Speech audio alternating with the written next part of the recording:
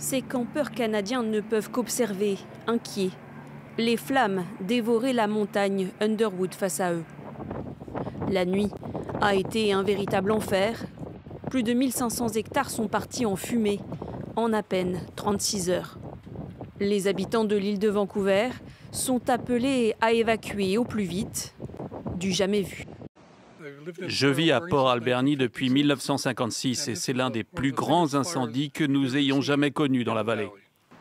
À l'autre bout du pays, sur la façade atlantique, un énorme brasier fait rage près de Halifax, menaçant cette ville de près d'1 demi-million d'habitants.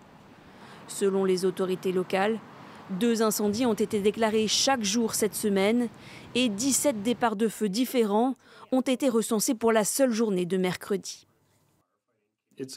Les prochaines semaines seront longues. La période sera longue ici. Aucune pluie n'est prévue. Certainement pas dans l'ampleur dont nous aurions besoin dans cette province. Jusqu'à présent, nous avons esquivé les balles. Pensez-y, 17 incendies au cours des dernières 24 heures seulement. La province est une véritable poudrière. Il est si facile qu'un incendie se déclare en ce moment.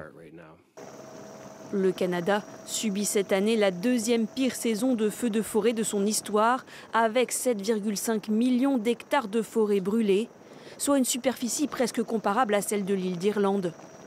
En 2023, le pays avait connu un été particulièrement difficile.